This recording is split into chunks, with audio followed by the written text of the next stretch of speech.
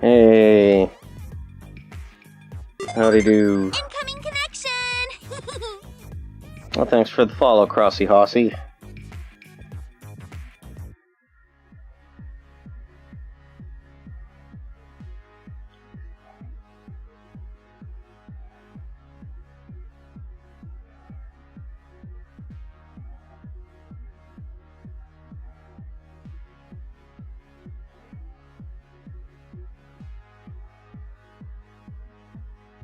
Hey, Nixilla.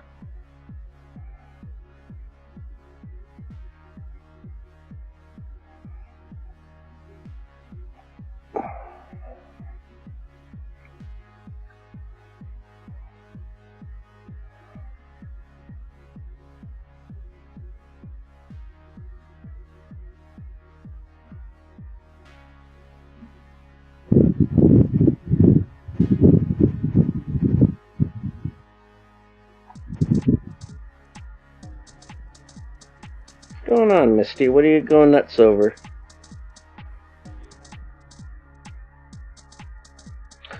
Oh, it must be a moth. Alright, I see.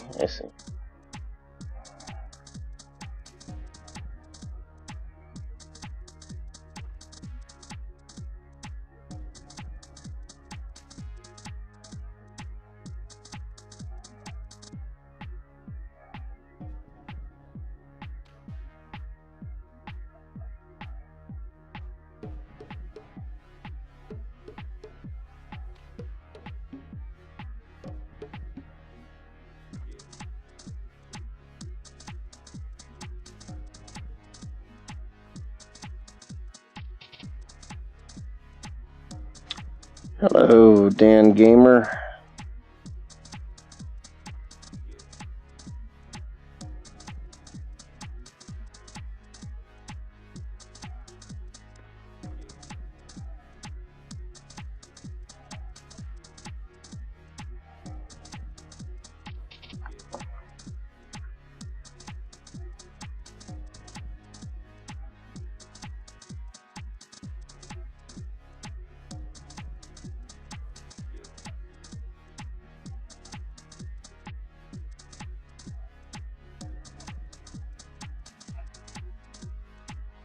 Hey, Flaky. Have you ever went to Universal Studios? Yeah. Been there a few times. I went there a long time ago when they had like a Battlestar Galactica thing for the studio tour. I didn't even know what the hell it was, but it certainly made me remember what Battlestar Galactica was, I guess, but... Actually, no, I didn't even know what Battlestar Galactica was, even when I saw it. Because they didn't really say what it was, or... How old was I when that would happen? I think I was like 5 or something.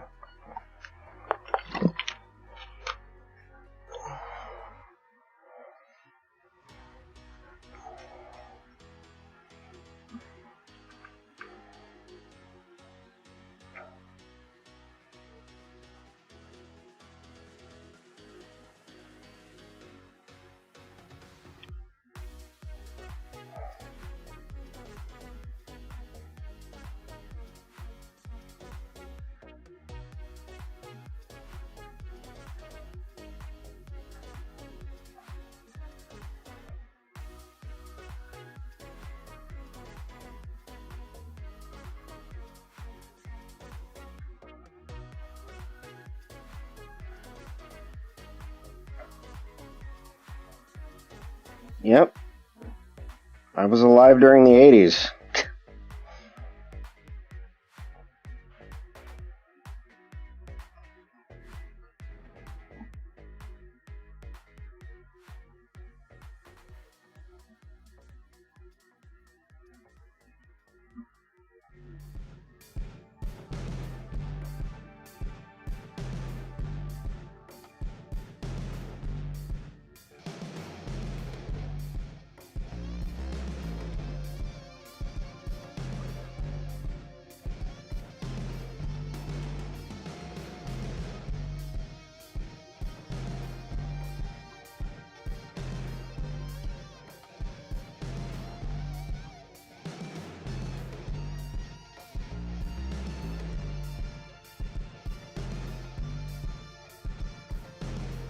Hello, Miss Nene.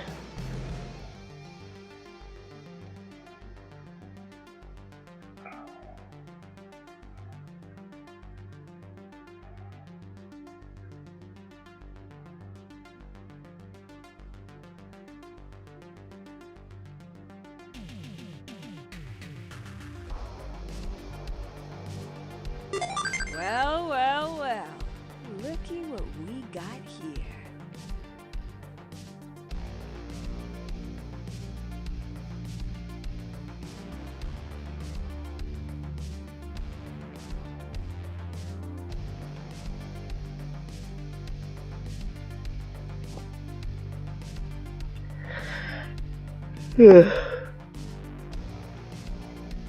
Hi, Mickey.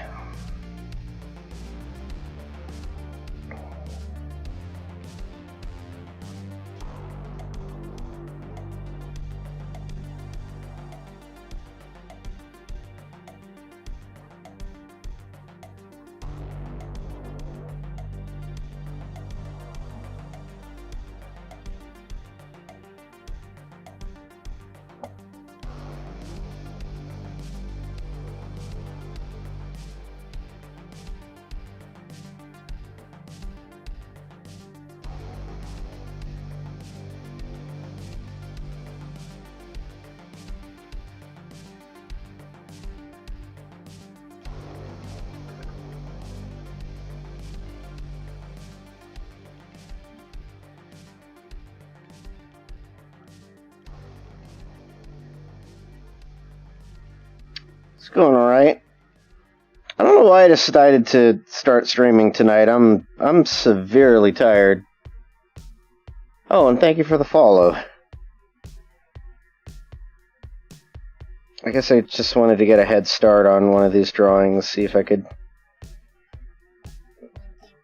try to find, like, photos that I took.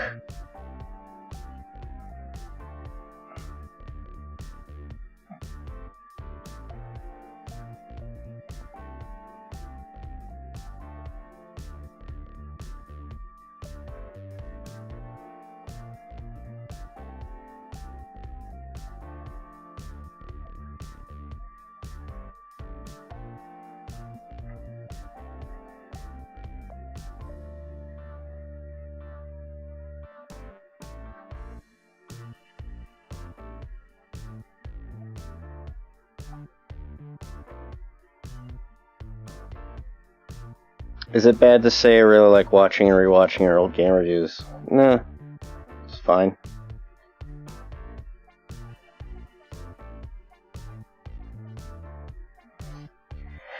If they bring you joy. Excuse me. Yeah. Well, it's always great to hear from you, buddy. So, thank you so much for popping by.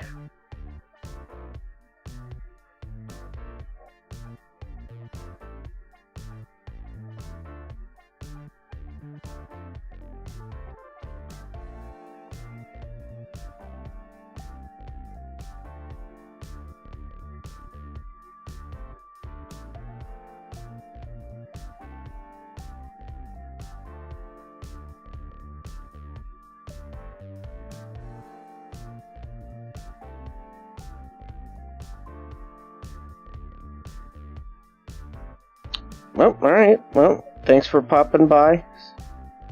Take care.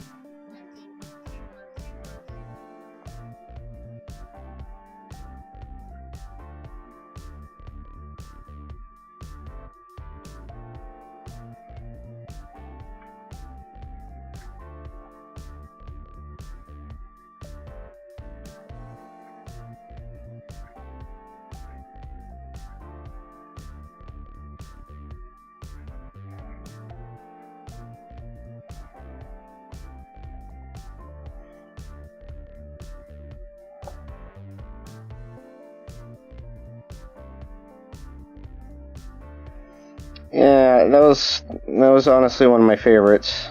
Glad you like it.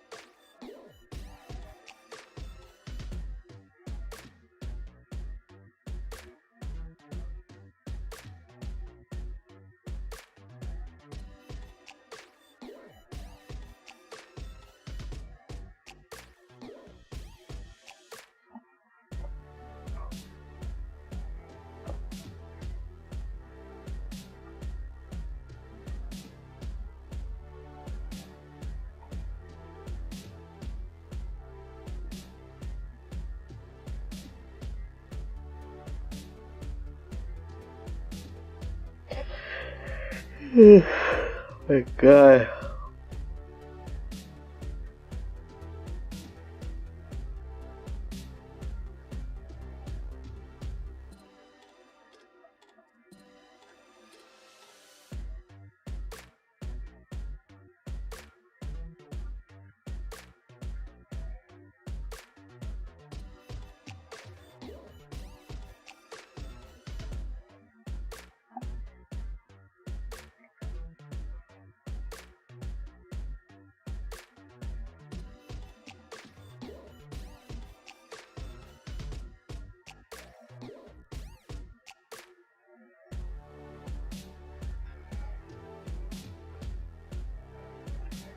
Hmm.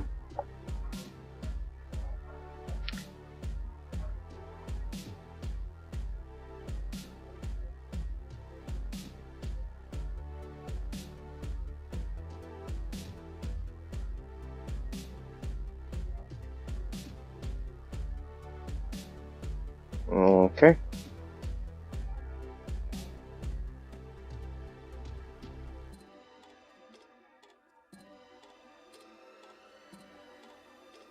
It's hard for me to figure out if I'm if I'm giving them correct sizing, because I don't really have actual people in these photos to kind of give me a...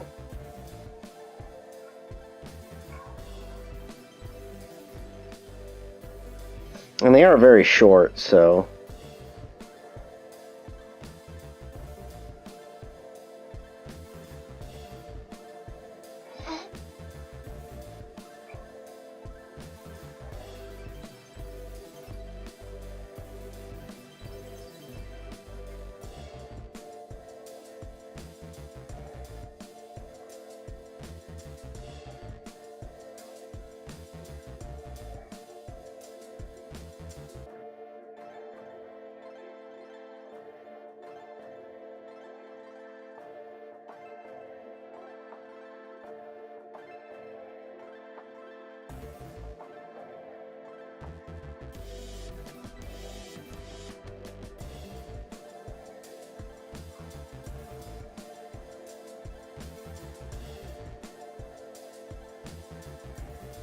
You're fine. I just don't really have much to say.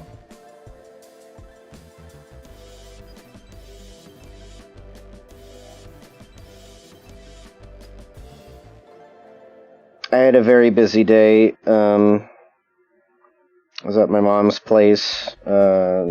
Just treated her to Mother's Day stuff.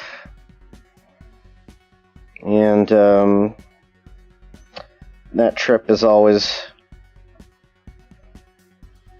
kind of, it always drains my energy.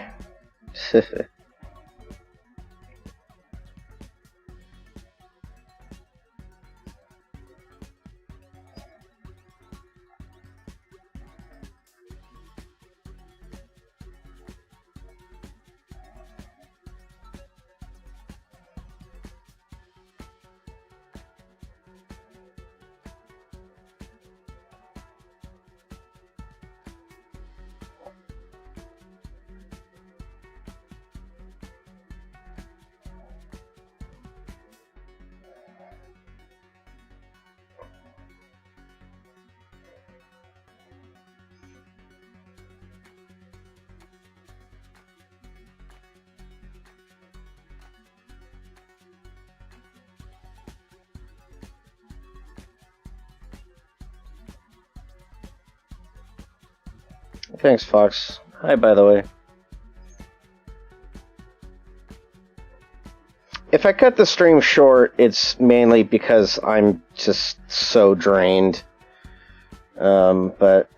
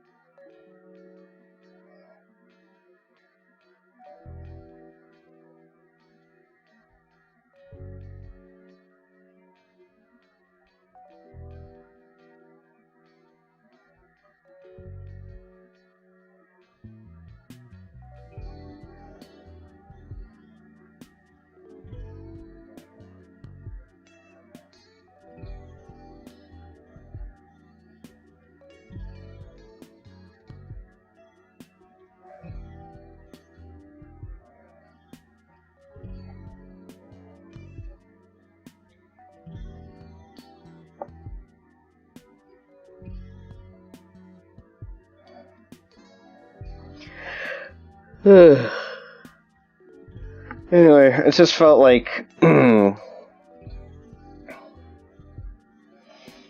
drawing some Disney stuff, or like my characters in photos of when I've taken trips to Disney. Like, I took photos before the pandemic, like a lot. It wasn't that I was so much anticipating what was going to happen. It was just that I basically wanted to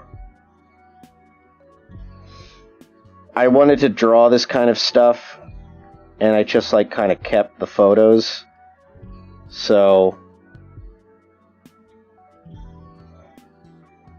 So this was just me kind of catching up on that, because I took so many photos.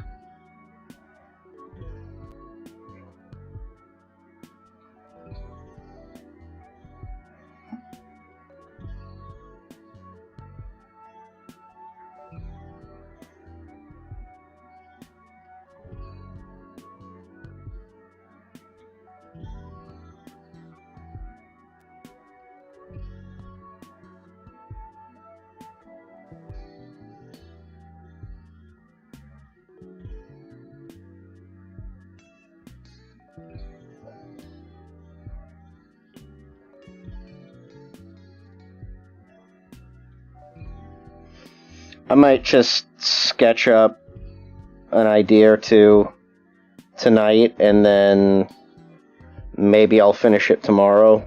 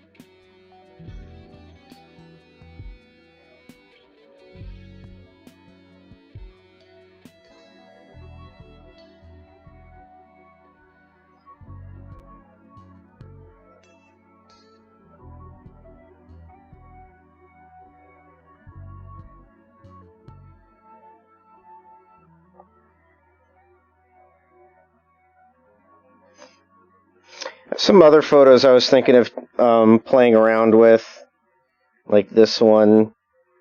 I might put some of my characters in the teacups. There's this one for the pirates. And this one seems like a simple one to kind of do, so... this one, of course, this one seems like a good... I'm not sure about this one. It might be a little too dark. But, you know, I need to fix something on my monitor for a minute. Give me a second here. Let me see if I can adjust the contrast or something. Okay, let's see. Display settings, let's see.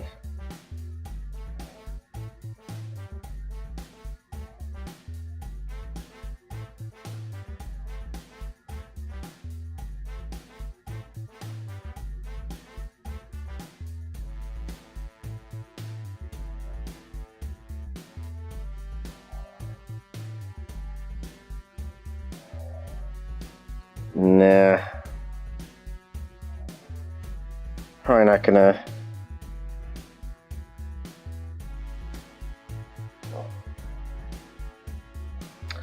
It's not gonna make a lick of difference, honestly. Sadly.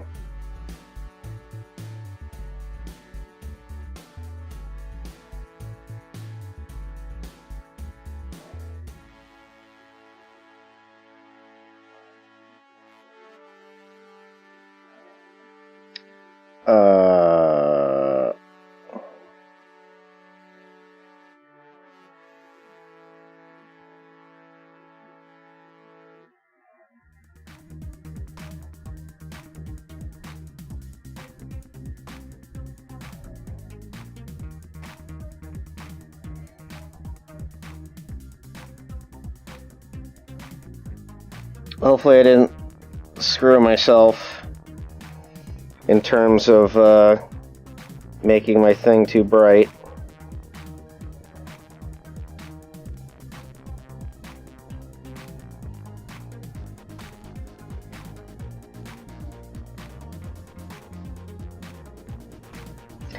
Yep. I think I kind of messed things up here. Actually, no, this is fine.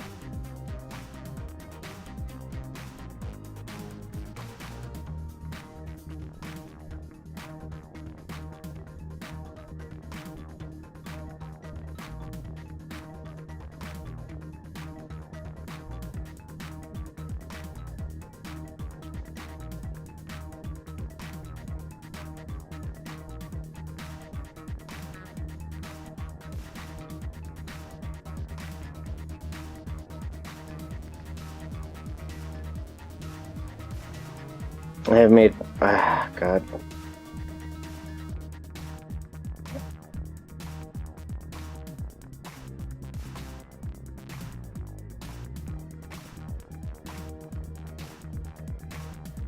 Oh, man.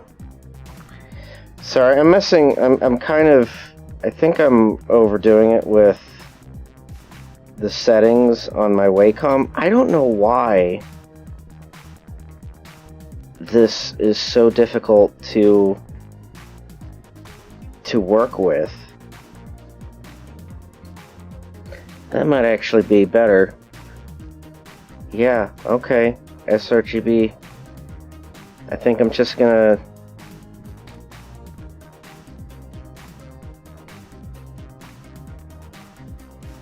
Yeah, I'm just gonna leave it like that. Uh-oh. The hell?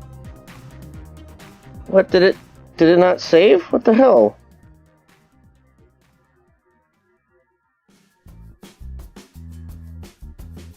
Oh, because I didn't save. Ugh, idiot.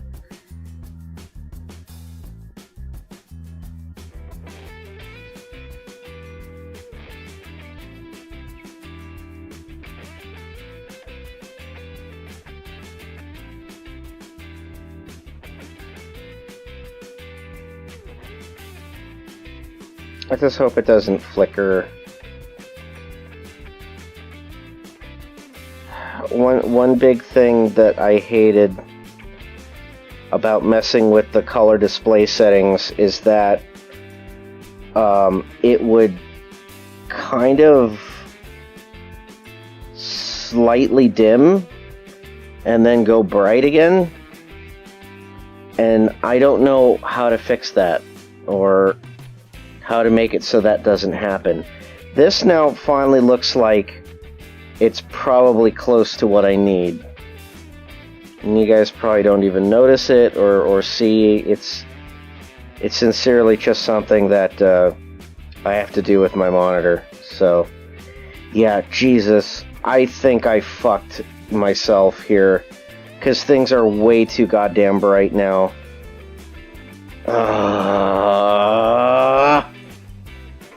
I can't believe I did this.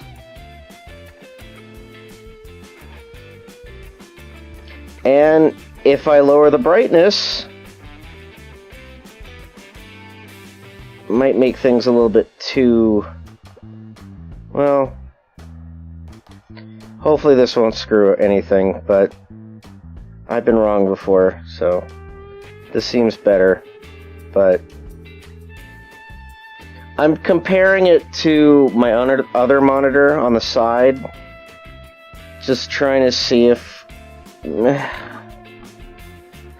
It's not terrible, but it's not great. But I really need to work at a brightness where it won't screw my eyes, you know what I mean? Because when I'm looking at my monitor constantly, I can't just be... Oh, God, I completely ruined it. I completely ruined it! Oh!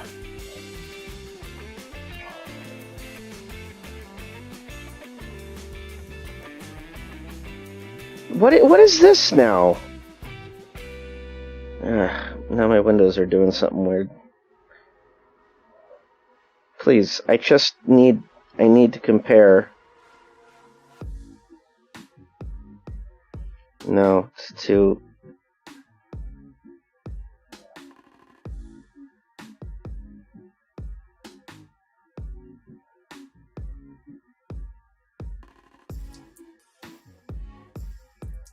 Nope. Oh my god, that is awful. That is even worse. I sincerely...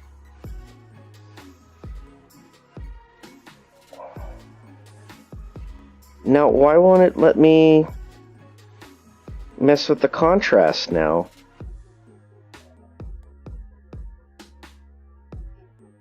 What did I do? Please wait while we talk to your displays. Okay, so...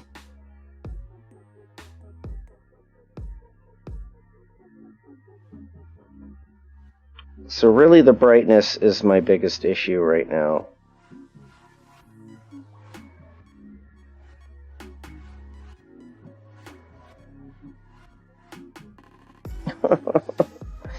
Oh god, what have I done? What have I done?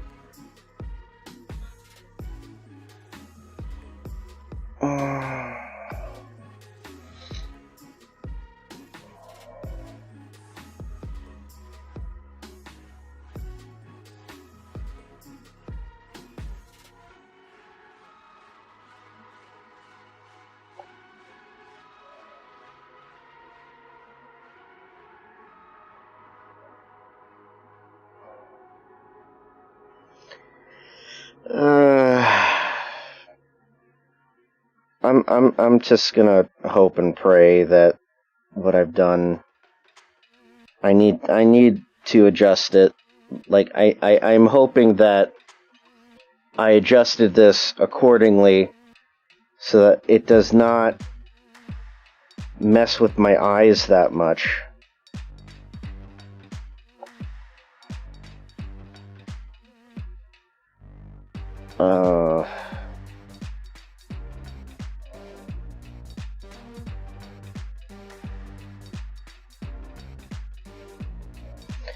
What happens if I reset the color again?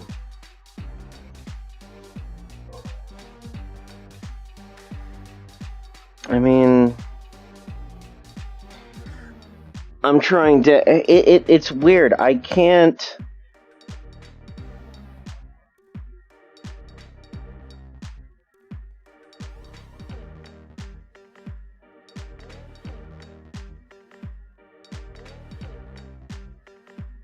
It's so weird because when I look at my other monitor, it feels like the really dark spots, like here, this spot right here, I can barely see on my Cintiq,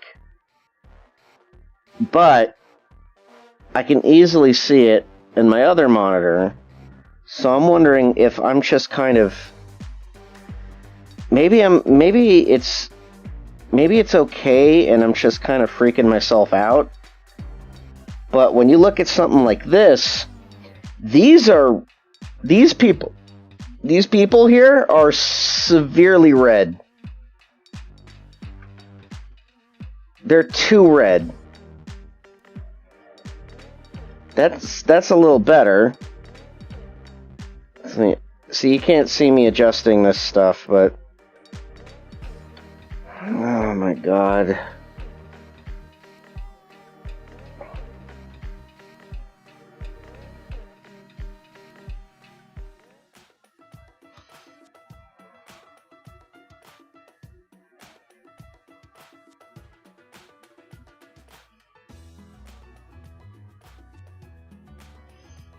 I'm looking back and forth to both of my monitors, trying to see what it is I've done. What was it that I completely screwed myself over with?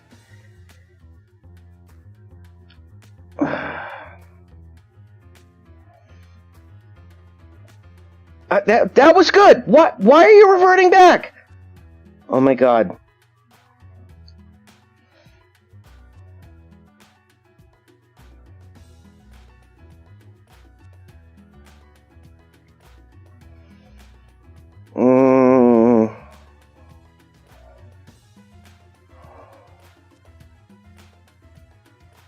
Now it's doing that. This might be a little bit better. I really hope. I'm just silly and thinking, Xavier Gaming, you rated me with one person. This is a terrible time to do it.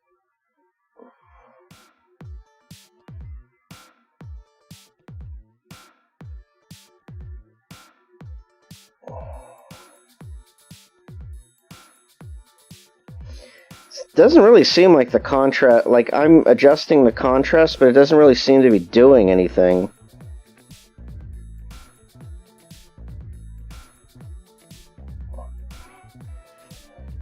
Okay. I'm just gonna hope and pray that what I've done actually helps.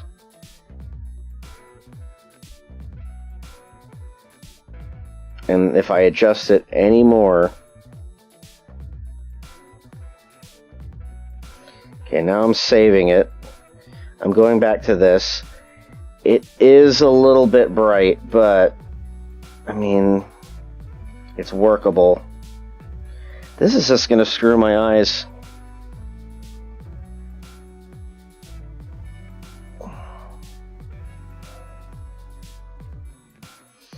But the colors are consistent between monitors now. I feel as if now I'm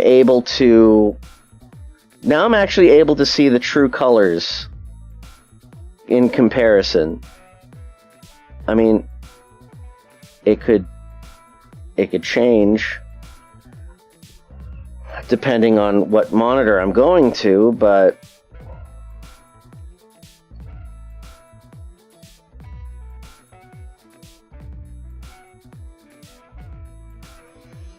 at any rate, well, I'm not gonna mess with it anymore. I think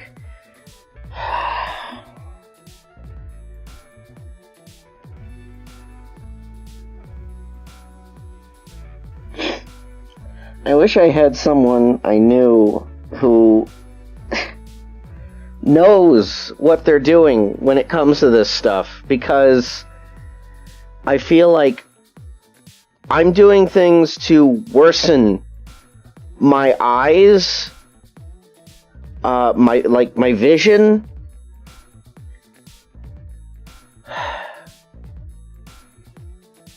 And I'm just making things brighter.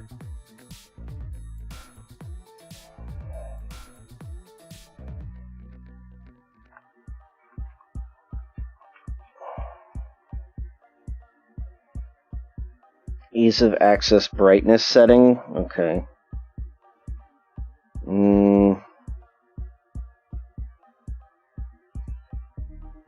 Color settings.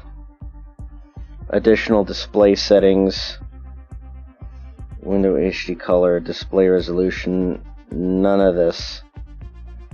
Advanced display settings. No. None of this is... Everything that was dark, that was once dark, is now almost kind of washed a little bit. Like,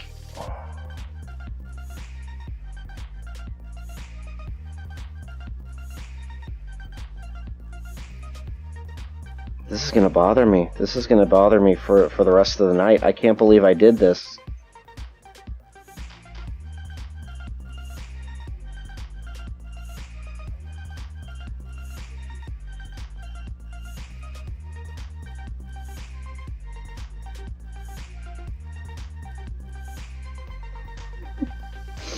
All you guys are hearing is me just change screen brightness.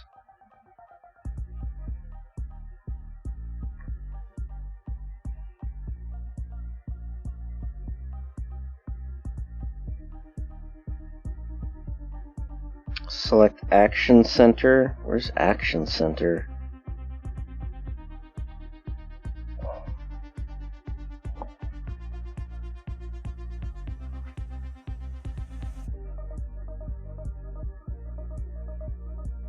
I don't see anything about brightness.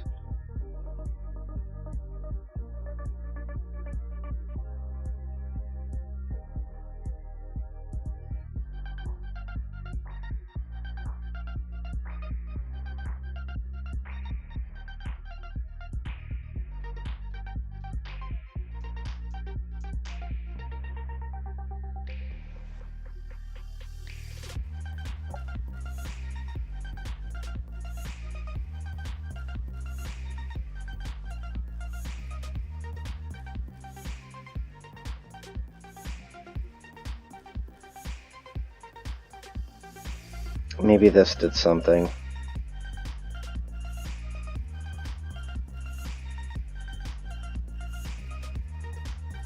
Sorry, I'm looking at everything now. I mean, this. I think what I did is that I made my other monitor way too bright or something. But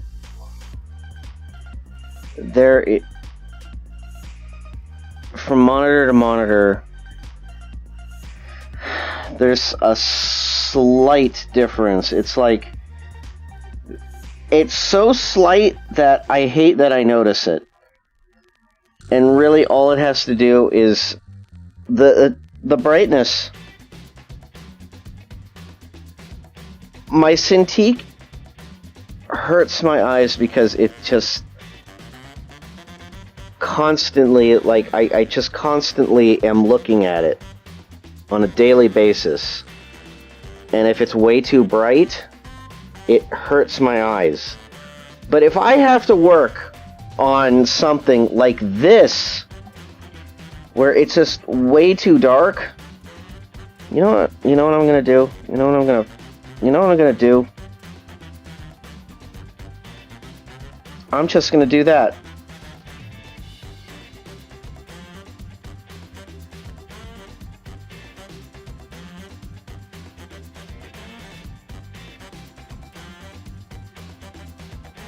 There. I'm going to do that. Screw this. I'm tired of this. So, yeah, you got me at a time where I unfortunately adjusted my Cintiq monitor settings to where I think I screwed myself. I should not have touched it. I would constantly argue with my own eyes between one monitor and the other monitor, where it's like I'm looking to my my right monitor compared to the Cintiq. Okay, so I'm looking at Twitter right now, and I have it on dark mode. The thing is that the color difference is so slight, but it is noticeable on more colors than others. And I hate it so much. I hate this. I hate it. I hate that I will never, ever be able. I can't even talk today. I can't even fucking talk today. I will never be able to get both of my monitors on the same page in terms of brightness and color. Because the Cintiq has its own fucking settings about color that it will always constantly argue with Windows about it. And then my other monitor, which is an Asus, it's just a regular computer monitor, and I'm pretty sure it's already adjusted to whatever setting it needs to be, because I have not touched it since I took it out. All I did was just lower the brightness settings because it was too bright. As soon as I do anything of the sort to my Cintiq, if I want to lower the brightness so it doesn't burn my retinas, the most important thing that I need for my job and my life, and it completely screws the color.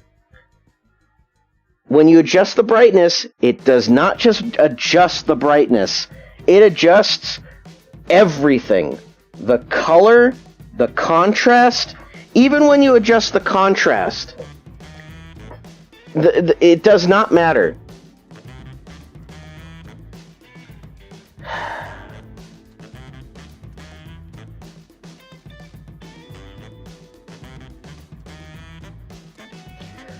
I'm just going to leave it as it is, and this is going to be my life now.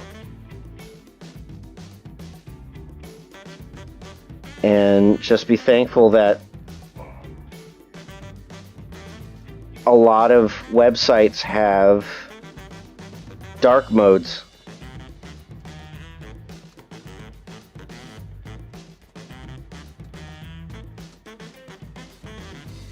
Yes, I have blue light glasses. However, it also messes with... If you have to do anything in color, those glasses will basically screw you over. Because you will be seeing everything in, like in more of a yellowish tint.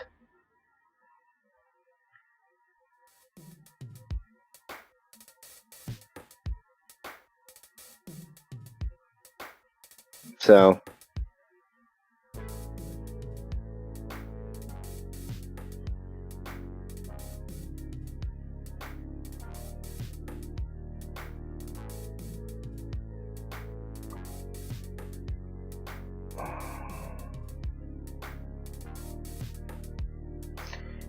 any flash of light coming from my Cintiq now, it's like, it hurts.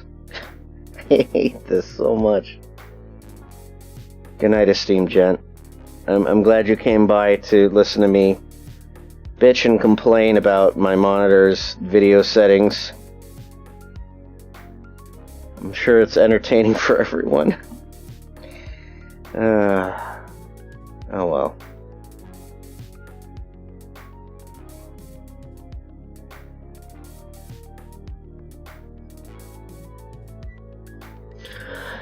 Oh, I'm too tired for this.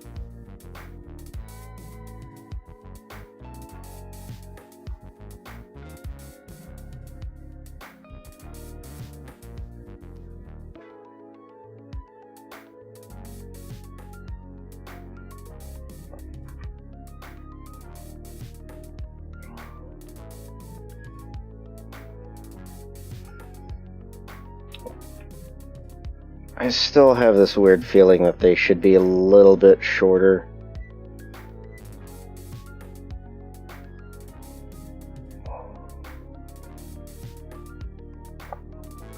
And I'm making... it's... I've been a little premature about streaming today. Or tonight. And I kind of...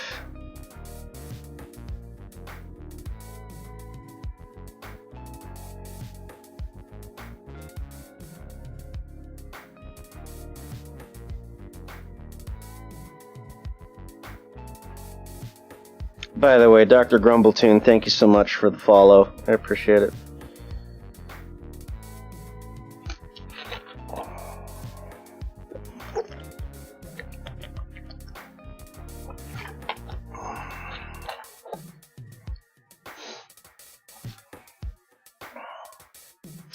There's definitely a comfort level when it comes to drawing human characters. you have to know what looks good, exaggerated, and what doesn't. It's all about appeal. So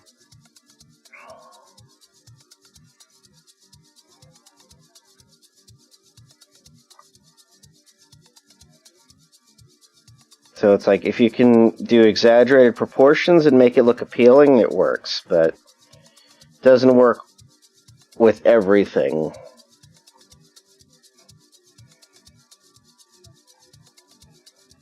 It depends how realistic you want your characters to look.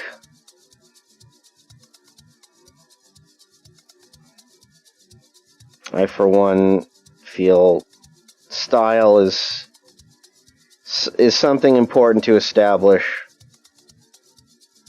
when you want to make your characters, because you want to know what kind of style makes something look appealing when you break an anatomy. You excited to go to Nintendo Land when everything is safe? I don't even know if I'm ever going to go to Japan in the next year. I'd love to. Honestly, I was planning to go this year before everything happened.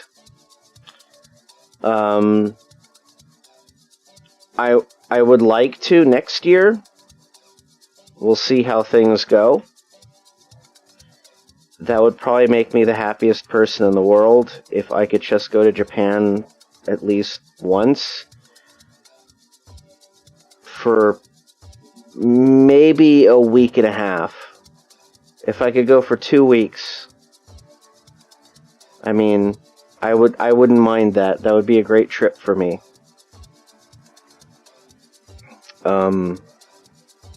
But I want to go to Japan. I want to just walk around Tokyo. I want to go on a train. Maybe visit a couple different areas. I mainly want to go to Tokyo Disneyland, see Tokyo Disney Sea.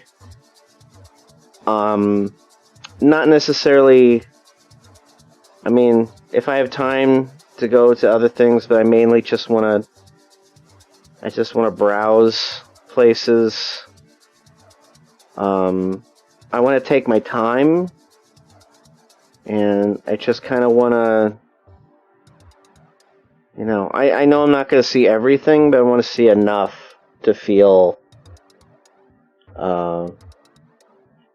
like I've experienced enough, and I honestly feel I should have done it sooner. I feel really upset that I never took the chance when I could, but I also wasn't as financially secure. But at the same time, I should have just been like, fuck it, you know what, I need to do it. So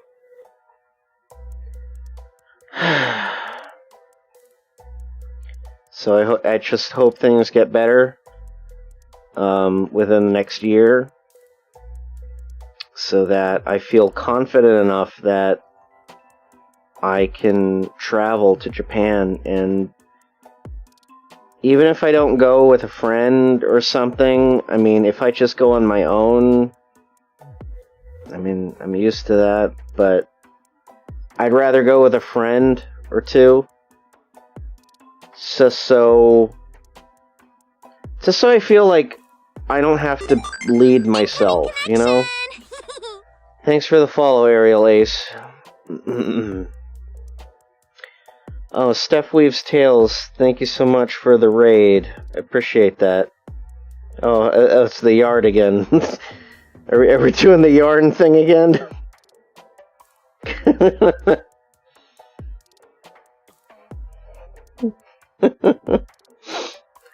Okie doke.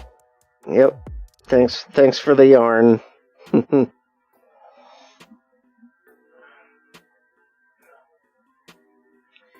But yeah, if I can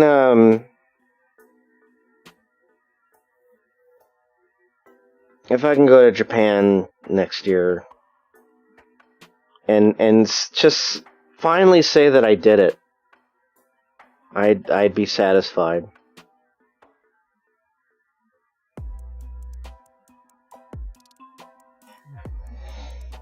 If that was the last, that's also another thing that I'm worried about. Is like I'm worried about the I'm just worried about like plane travel in general. I'm not good with planes. I hate it, and traveling by plane to Japan is like what, half a day? I can't even handle 2 hours on a plane. I don't know if I'm going to be able to handle that, but they make me so fucking nervous. I hate, like, I can't. I need to figure out a way where I can just knock myself the hell out during the entire plane trip so that when I wake up, I have not experienced any of the problems that I have with plane travel. I hate turbulence. I hate the feeling of not being in control. I just hate being in a plane. Everything about it is just nerve-wracking. Even when I'm on a trip to, like, see my sister in Colorado, I can't deal with it.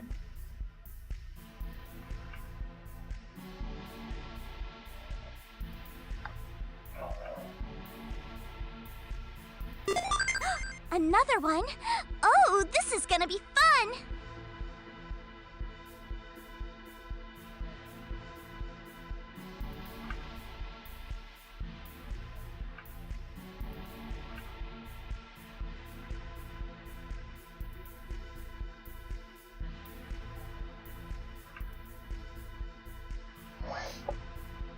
NyQuil. You know, here's the thing about that. So, Corbin Hunter Armstrong, hello, thank you for the follow. Here's the thing about the concept of NyQuil. So, I took a sleeping pill. What is it that I took? I took something that helps you sleep. For my trip to Maryland for MagFest one year. The unfortunate thing is that, okay, so I thought if I take melatonin before the plane trip, and it's a red-eye flight, I would just fall asleep throughout the trip and then wake up the next morning when we arrived, and that would be fine. I basically did not sleep. I wanted to sleep, but anytime that I felt like I was going to fall asleep, I suddenly felt like I was falling, and it would suddenly jolt me awake. So not only was the fear of falling preventing me from going to sleep, the melatonin was so strong, and that it was a red-eye flight, I could not. I was so dead tired by the time we arrived. I was almost delirious.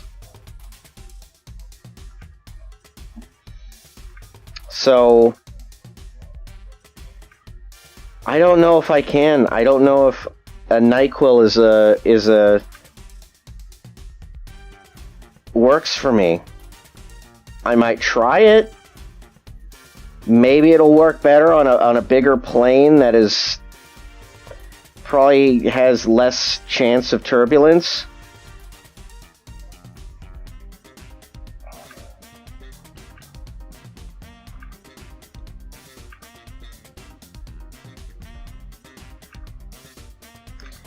But we'll see. I want to go to Japan so bad. I'm just willing to risk it. And it's gonna suck on the way coming in. It's gonna suck on the way back. but at least I will say I've done it. And hopefully there won't be any problems in between.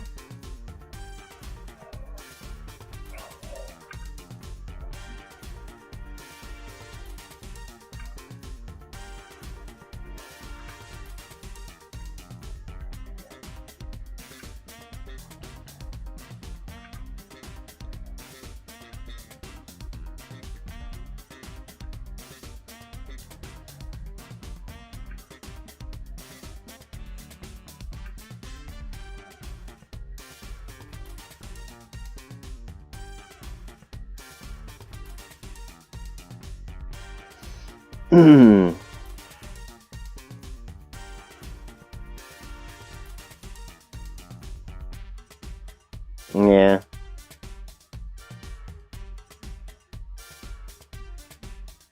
Everyone tells me about that statistic about how driving is more dangerous than a 27-hour flight.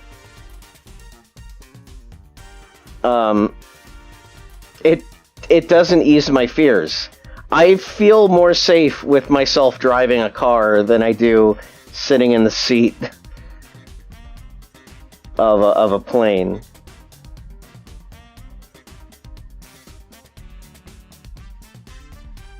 Oh, thanks for the congratulations. I appreciate that. You know, I'm getting that in the mail. They're apparently mailing it to me. I don't know when, but that's what they said.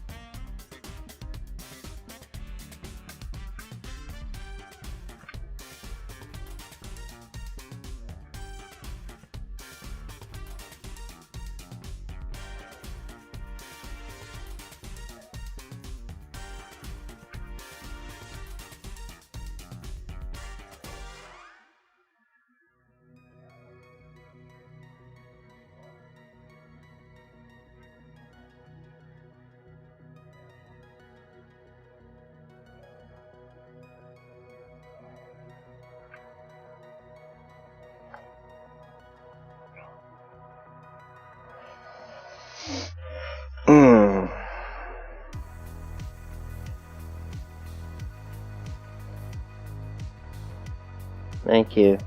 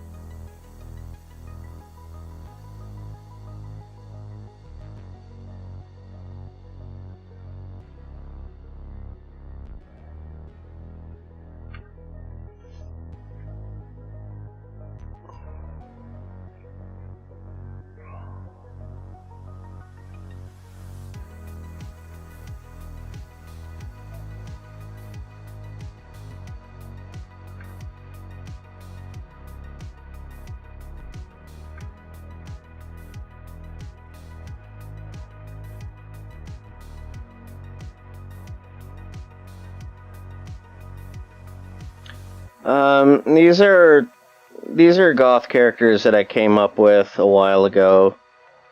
The one that I'm drawing right now is Ivy. And the other two are Sparrow and Ember.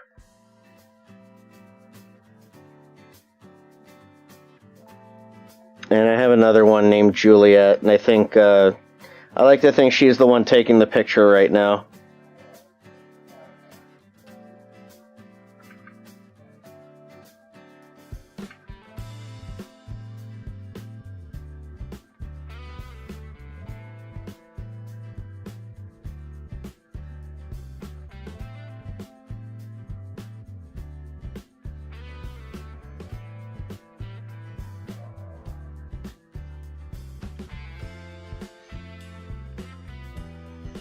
What does a cup of Dole Whip look like?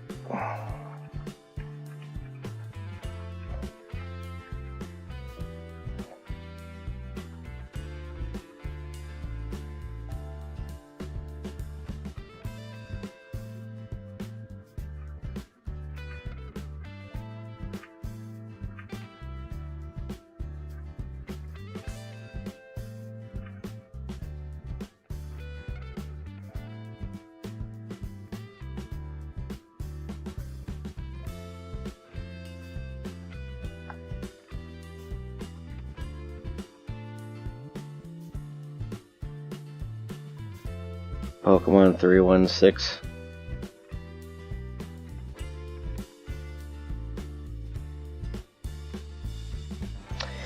You know, it's funny, when it comes to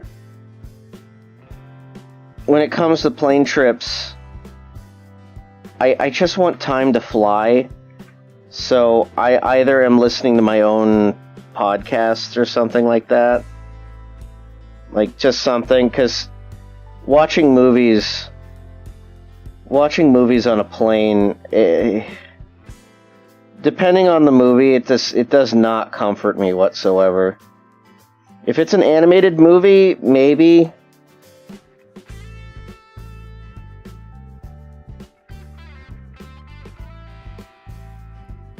Like, I think my last trip, I watched Moana. And I was like, oh, I could get through this if I just finish Moana.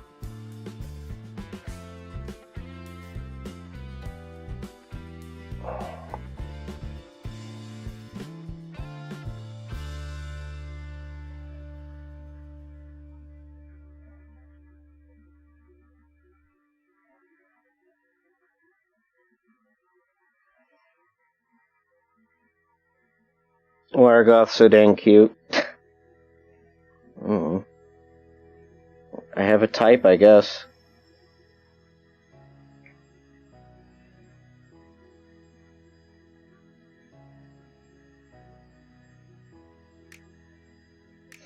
The problem is that I like the look. I'm not necessarily...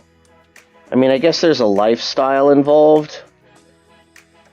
Because it's so funny, because sometimes people go like, oh, what kind of goth music do you like?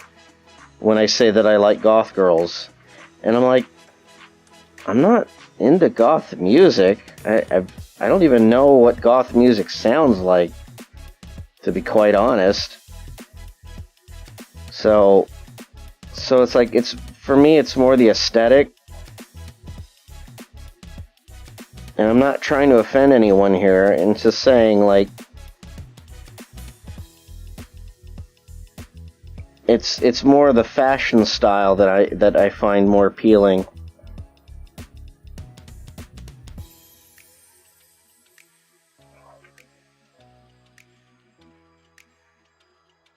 But that's probably also why I'll never have a goth girlfriend.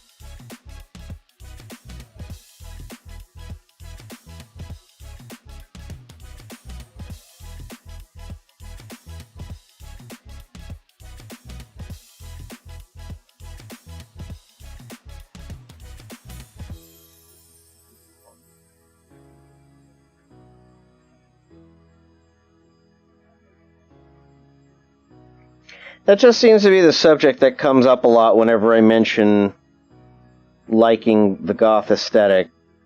It's like, I will usually get someone who just says, like, oh, what kind of music do you like? I'm like, can't really... First off, I can't really just even describe the kind of music that I'm into. I have too much of a wide range of likes that It doesn't necessarily come to a specific genre. It's like, whenever I think of someone asking me a question like that, it's like, what kind of music do you like? And then you have to state the genre or the band, and then that basically just describes all of your tastes no matter what. And you have to like everything of that genre no matter what.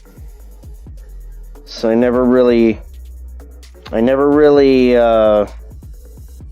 answered that question, and that's probably why I don't have a lot of dates. Because I know that's like a hot button thing. Like it tends to be what makes or break a relationship. Like knowing what kind of music you like. And or it's like that, or that just seems to be the main topic of discussion for a lot of couples when you're trying to look for a date. It's like, at least that's what it's been in my experience. And for me, it's like I can't even answer that question. It's like, God, I wish I knew more about music. I would probably be a much more interesting person. But for me, it's like, I can't even get myself to talk about my subjects about my own career. It's like, it's like, if someone asks me about what do I do, and if they don't, they have to be into the concept of me talking about my career, like the things that I do. It's like I say, oh, I draw storyboards. Oh, what's that? Well, now we're at an impasse because I can't even explain to someone who doesn't know what storyboarding is what storyboarding is. And I always feel at a loss because it's like when someone asks me, it's like, oh, describe storyboarding. And I'm like, how do you explain that job to someone who knows absolutely nothing about animation? It's like I feel terrible, honestly.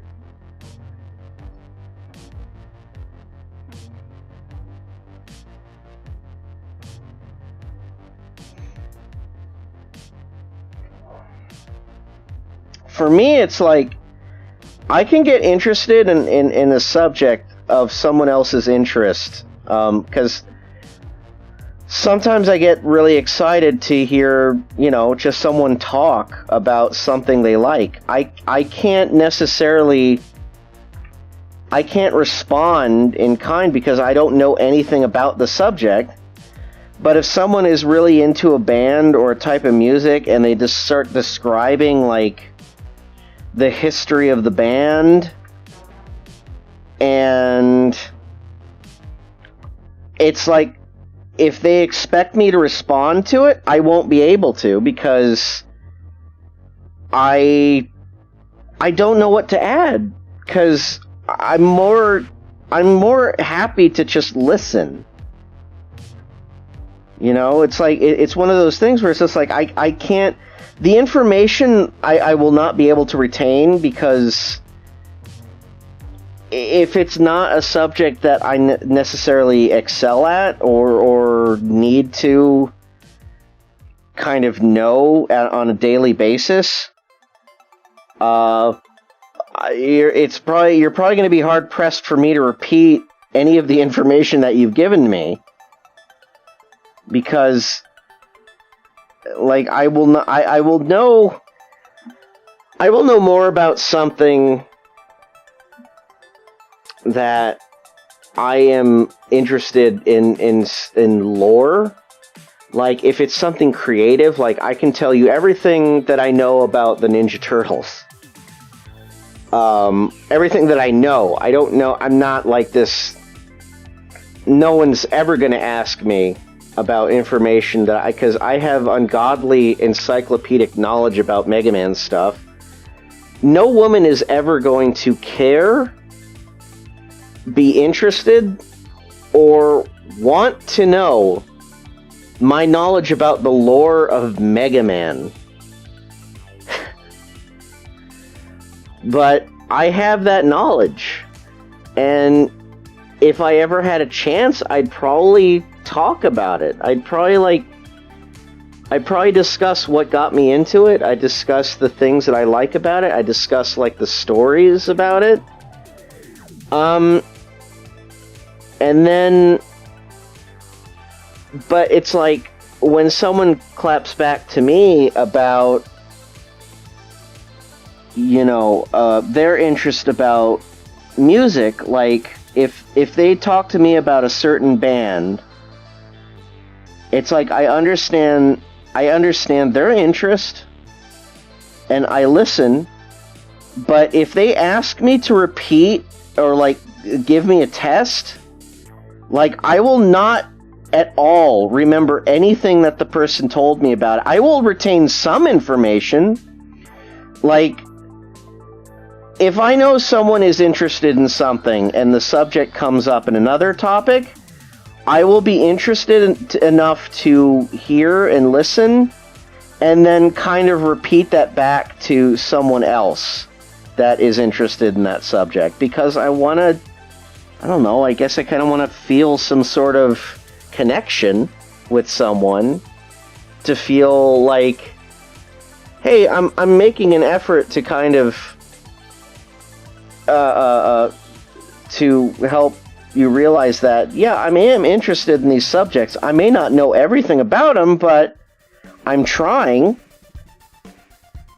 I don't know. That was a weird thing about dating for me, that I just... It almost felt like I've always been felt like I'm not trying hard enough. Like, if the person that I'm dating is really interested in something, you know, I'm happy that they'll discuss it, and as much as I'd want them to be interested, or at least excited about stuff that I am excited about, I might not, you know, I'm not expecting the world of it.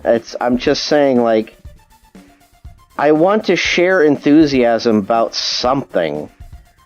It's hard for me to feign enthusiasm with something that I'm not necessarily... Like if someone... I know so many friends who are into Dragon Ball. And the thing is that my extended knowledge about Dragon Ball Z at all is mostly some of like whatever I was able to watch on TV of Dragon Ball, about maybe the Frieza stuff from Dragon Ball Z, and nothing after that. I don't know much about Boo. I don't know about Cell. I tried to make an effort to watch more of it, just so I know what my friends are talking about.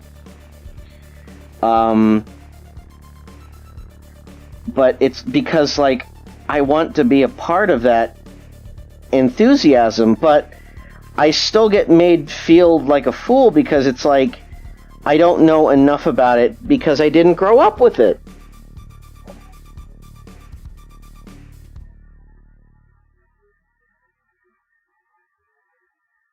No, I know you don't have to be a carbon copy about something. It's like, yeah, you have to be there has to be a balance, and there has to be an understanding with stuff. As much as I would love to have someone, I mean, honestly, it might just be infuriating to have someone who has the same sort of encyclopedic knowledge that you do about something. But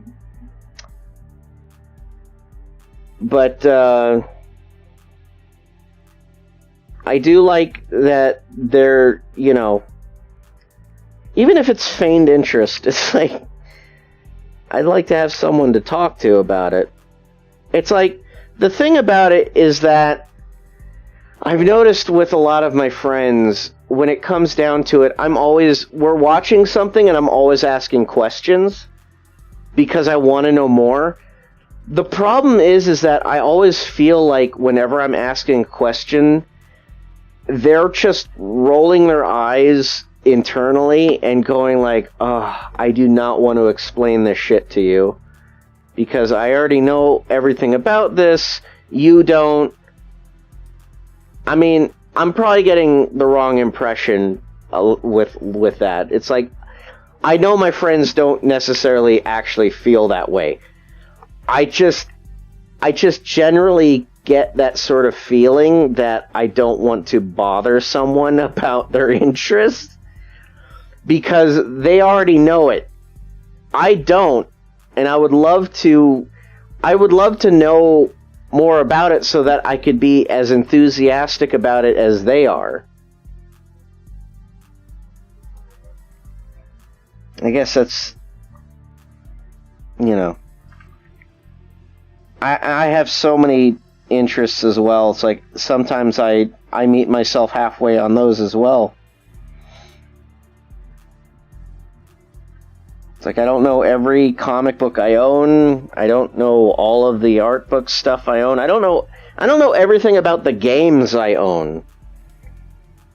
Most of them are for my collection purposes. I like to have them. I haven't played everything. Hell, my favorite game, Chrono Trigger, one of my favorite games is Chrono Trigger. I have never personally beaten that game on my own. But I know a lot about it. I wish I knew more than I do. But I know a lot about it, and I know a lot of what interests me about it, and I do love playing it. I just have a difficult time getting to a certain point.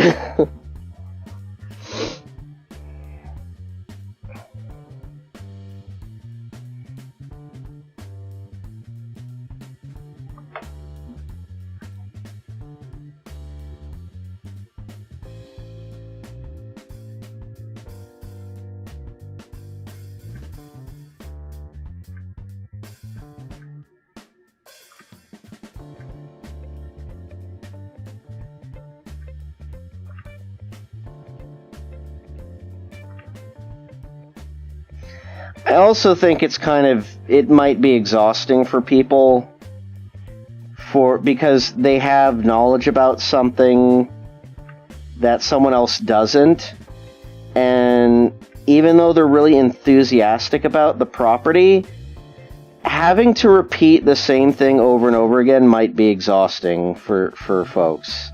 For some folks, anyway. I know that it's exhausting for me to explain the same thing over and over again to some people just because I feel an effort needs to be taken. If someone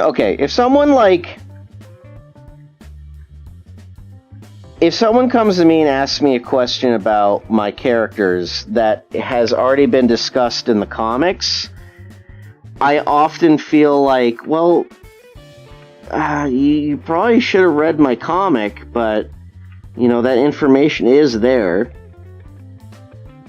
But I don't want to be a dick about it. I don't want to be like, oh, just, you should be reading my comic. I just feel like, and I don't want to say fake fan either. I really don't.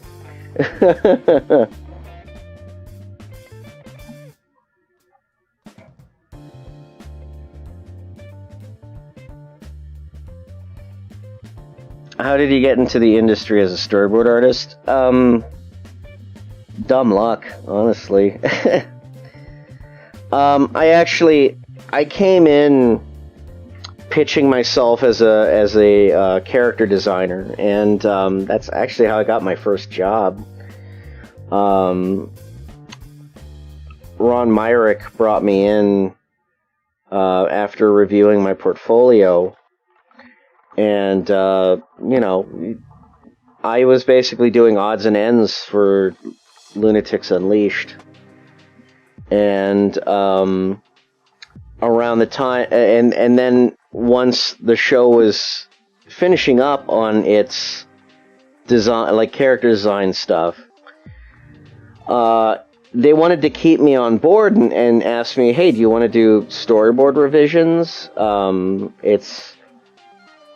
know that you don't really have any experience in it, but it's a good entry-level position where you just basically have to fix up panels on the board. And I was just like, yeah, I'll do it. I want to keep my job. So I want to stay here. That's how I got into storyboarding. And for the rest of the production, I was just doing storyboard revisions. And then I just started to experiment on my own with storyboarding. And that's how I started pitching for Nickelodeon and stuff like that. Because I just wanted to make my own stories with storyboards. I mean, so that's how I got my start on that, and I have Ron Myrick to thank for that, because he actually jump-started that interest. I would have never thought about storyboarding as a career, to be honest, before I started getting into animation. So that's why I often say, like, dumb luck is how I got my position. And I started doing character design. That's on Lunatics Unleashed of all shows. So, and it hasn't been the same since. Been doing storyboards. And now I'm currently directing on a production, so, and that's basically like glorified storyboarding, and my team's really good, doing really great work, and I'm really happy, I can't wait to talk more about the production I'm on later on, so, but, yeah, going from board artist to director is like something I never really thought I'd be doing, but because I'm not, I never really, like, for a while I wanted to be a director. I wanted to show run, because I always wanted my own show, but you know, there's a lot of obstacles in the way for that. It's like, but there was a time where it was just like, you know, I kind of want to be a director, but I don't think I'm ready for it, because I don't think I don't want to just jump into something without really having having more experience. And I'm glad I took my time, because I learned a lot. I learned a lot before getting more into stuff like that.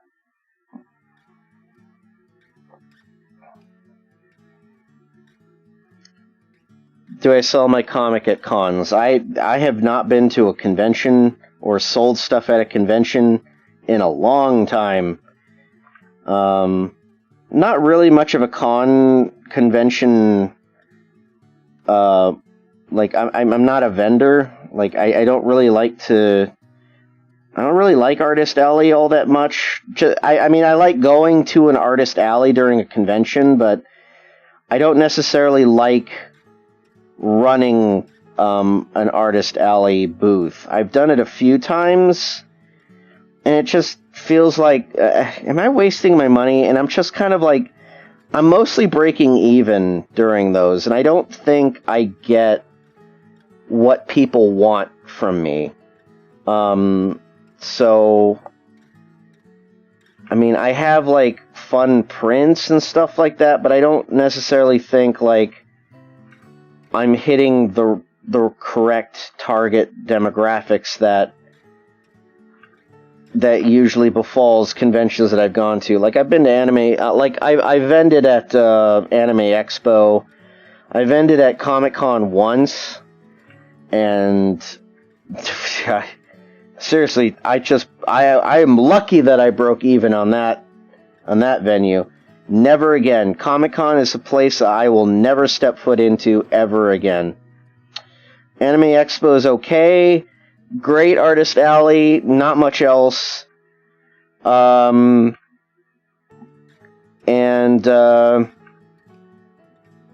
I do not know much of anime trends that a lot of people get into, so my stuff is for a very niche demographic.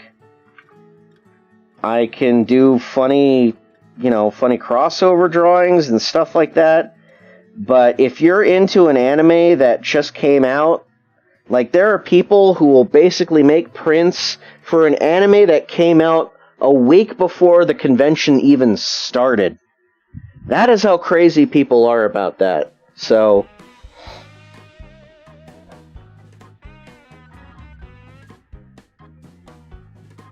you kept anything from working on Lunatics Unleashed? What do you mean? Oh, I kept it. Oh, you mean like stuff, like production stuff. Mostly my drawings, a lot of them I threw away because it's all old and looks like garbage. I don't like it. I don't like the stuff that I drew around that time. I have some character turnarounds that I did, I think. I don't even know. I don't know what I kept, actually. Why was Comic-Con that bad? Because it's really busy and expensive. And if you're a vendor there, you better damn well make money. Because if you go to Comic-Con and you're like a vendor at the Artist Alley and you have not made any money, you have basically wasted money.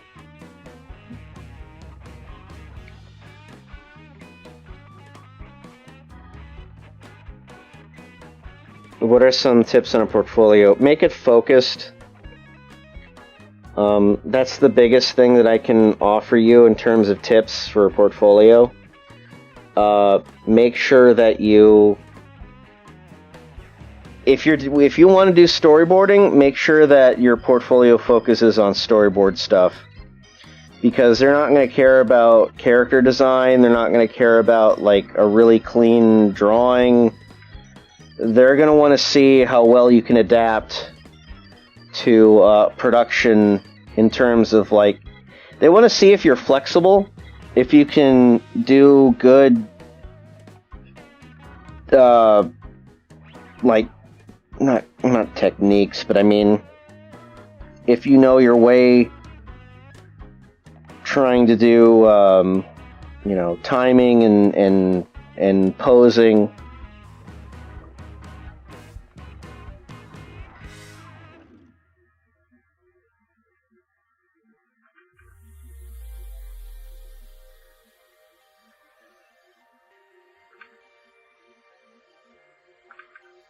So, just make sure that your portfolio really shows what you're capable of for the position that you're going for.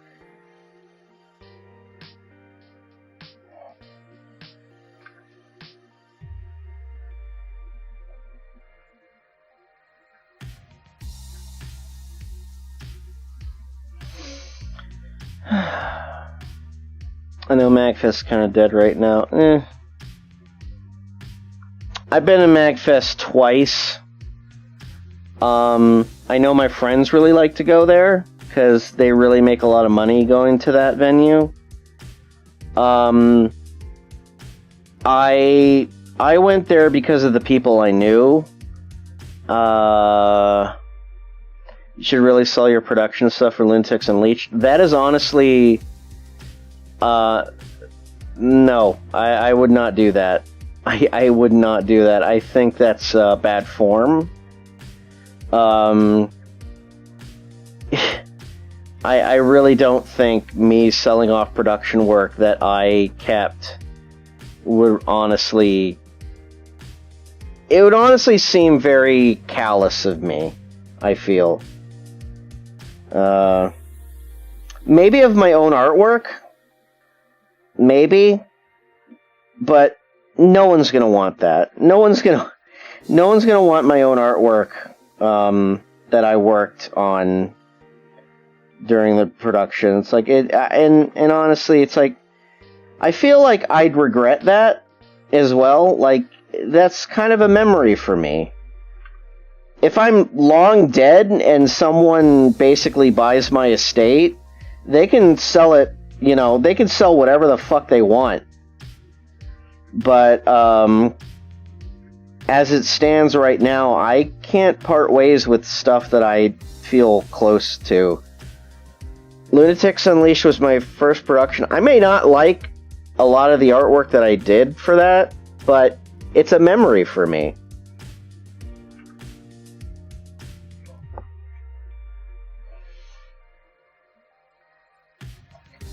And as I said, I feel like it's kind of bad form to, if it's production art and I didn't do it, and also it's all Xerox stuff. It really isn't all that important stuff. It's not like someone couldn't make a copy of what I sell, and most of it is not original work. It's like production stuff that everyone got for reference.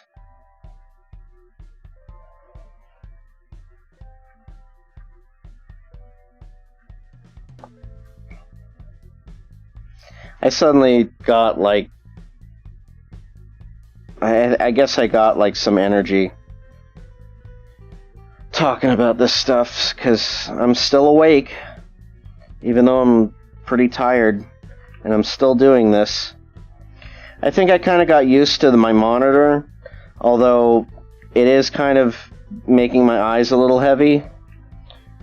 So I might, when I finish cleaning up Ember here, I'm probably gonna head out.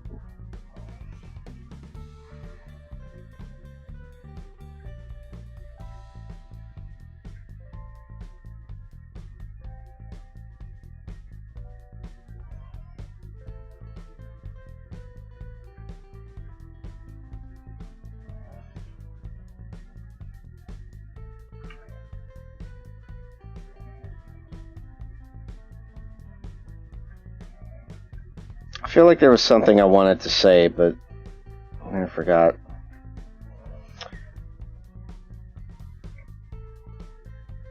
You're not really pushing my buttons. I'm just saying, I'm just explaining to you that it's like, if I would sell production work, I probably wouldn't do it. I'm just saying it's bad form. It's not necessarily anyone's fault. It's just, I appreciate you asking.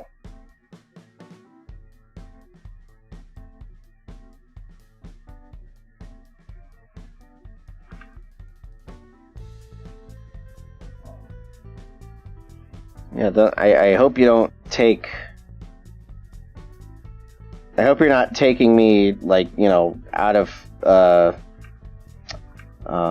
maybe it's my voice as well, the way my inflection is right now, because I am fairly tired, but I'm not necessarily upset or anything. Usually when I'm upset, you'll know I'm upset. I get pretty vocal about certain subjects. I passionate, I should say.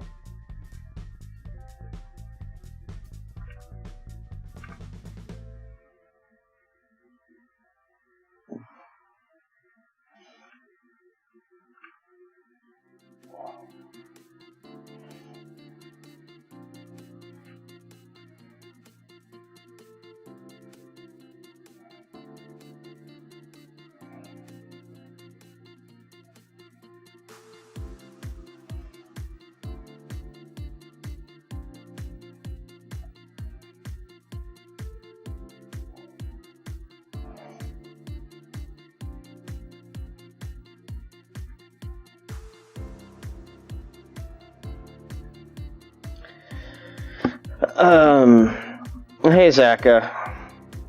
Zaka knows. Zaka knows when I get pretty impassionate about something. Do you think about going back to a physical workplace or stay doing work?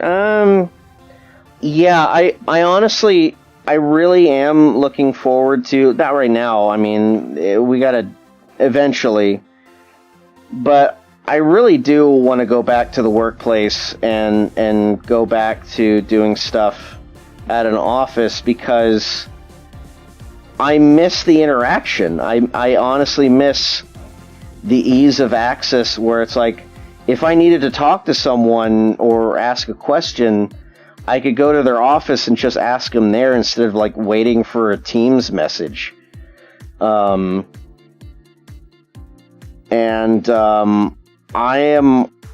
often get severely tired at home on my desk, and taking a nap is fine. Like, listen, I'm not saying naps are not necessary, but I find myself napping a lot more often, and that really kind of takes a lot out of my day. And I'm not really happy to do that during work hours.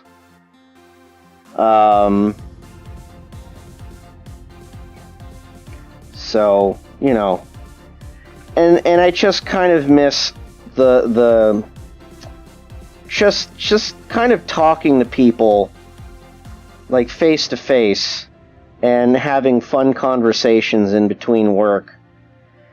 I mean, if I go back to the workplace, I'm going to probably be stuck in an office because I'm a director.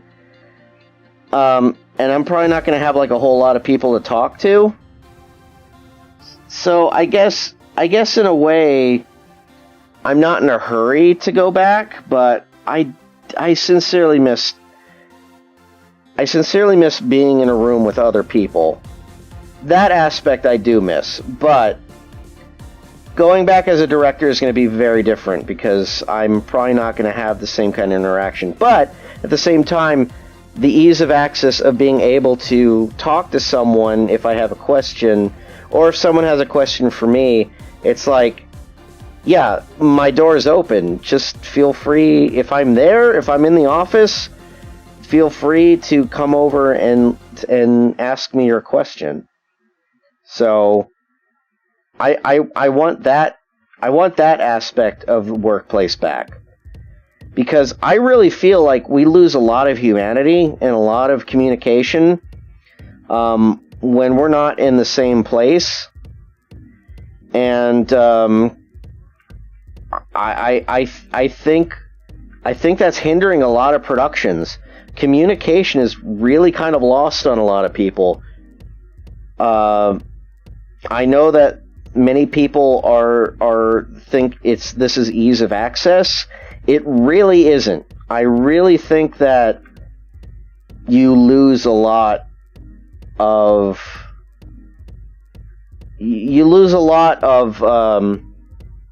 what is it?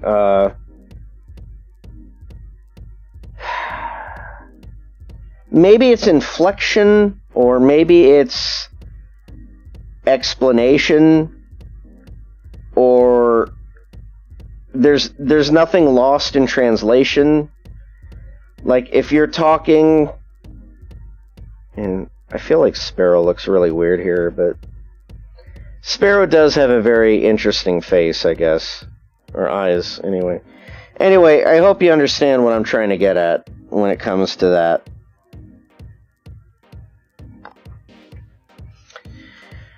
Hi, Baron Battle. Oh my gosh. Hi. I'm just talking about goddamn work shit.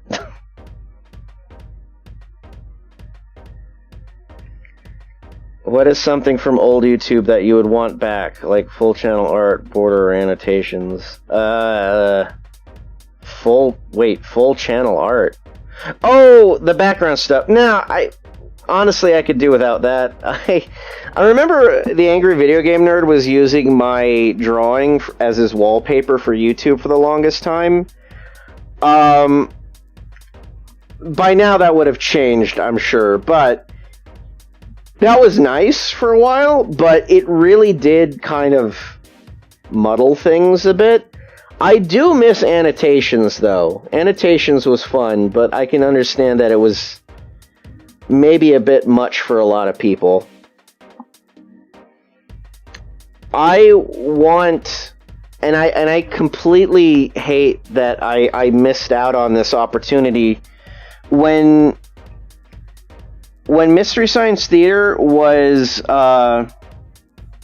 uploading episodes and they were putting annotations to explain references. I really wanted to record all of that, but I missed out, and now the annotations are gone. By the time I decided to do it, that's when annotations stopped. And I feel like, oh, damn, I really missed out on a good opportunity. So, because I just love Mystery Science Theater stuff. I mean, I almost feel like I could more than likely do that shit myself because I've watched the episodes so often.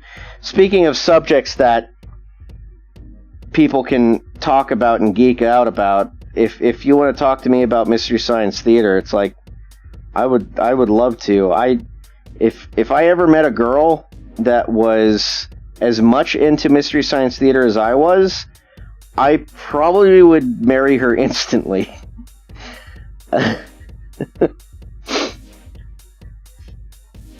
I mean, in reason.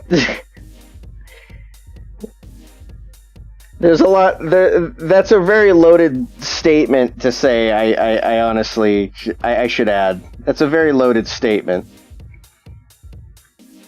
Because who knows? The person could be horrible. Or they might not like me.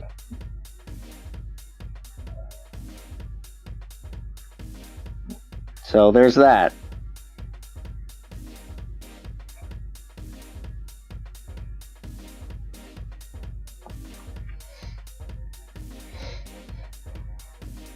Bye, Johnny. Take care. And the work from home option becomes more common. I guess I don't know. I'm kind of worried about it, to be honest. I am worried about the limitations about animation, but I'm also kind of worried that this might make studios figure out that they could basically look for loopholes to keep from paying people union wages. So, as much as the work from home option seems neat, and it does give a lot of people more opportunities, I sincerely feel like it's gonna make for less opportunities for the people who worked to get to where they are. And also, you have to understand that studios are probably going to try to find ways to screw artists over no matter what. So it's something that we really have to kind of establish a rule about, where there's an understanding that, like, listen, even if a person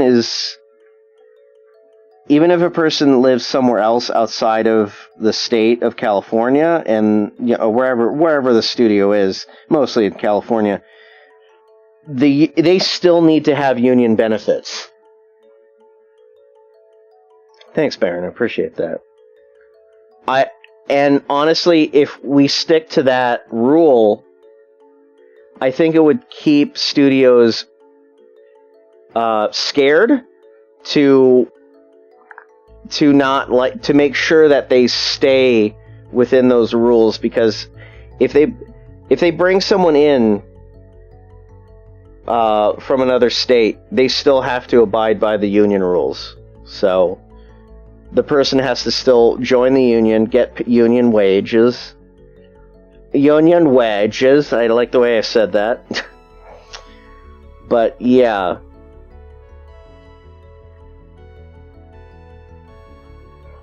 What are some games that you wanted to review but couldn't get to? I don't know. There were a few, but I can't be asked to remember, to be honest. I know I wanted to review a Bonk game, but honestly, I don't want to talk about that shit. I don't really. I look at my reviewer years fondly, but at the same time, it's like, God, I'm so glad I'm out of that phase. Because I don't think I would be able to maintain that as a career.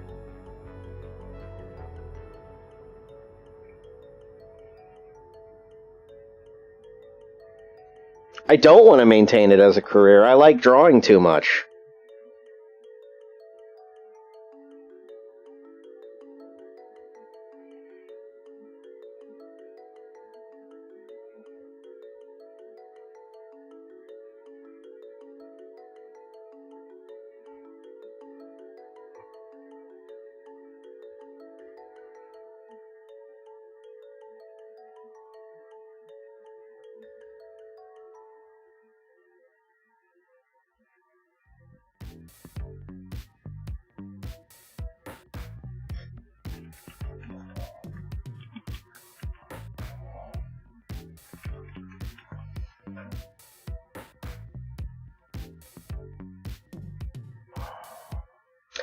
I feel like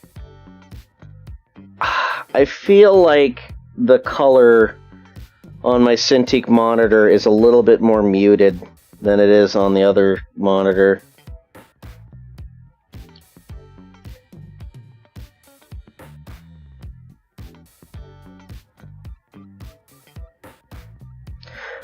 I know that the union does want to extend to the rest of the US. It's the studios that are basically that are in control of that. Because listen, if they go to other state, I'm not going to talk about it. I really am not going to talk about it because I really just don't want to jinx it. And first off, I don't like to discuss union shit publicly, Zaka, because it honestly can fuck us over. So seriously, just if you want to talk about it with me privately. But I will be honest in saying that, yeah, just kind of keep things.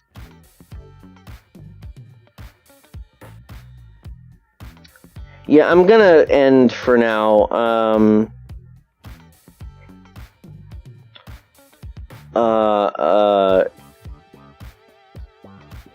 So, yeah, I'm getting tired. Yeah, and thanks everyone for joining in. I do appreciate everyone's discussions and asking me questions, stuff like that. And I hope it was fun. As fun as this kind of stuff can be, I guess. Yeah, I'm tired. I need to go to bed. I've had to wake up early every single morning since Misty had her fracture, because I have to give her. First off, I feed them at around 7:30, and then at 8 o'clock. I have to give her antibiotics. But Misty likes to wake me up at 6 o'clock. And I am so fucked every morning. Yeah, so anyway, take care everyone. Have a good night. Be well. And yeah, we'll talk again soon. So good night.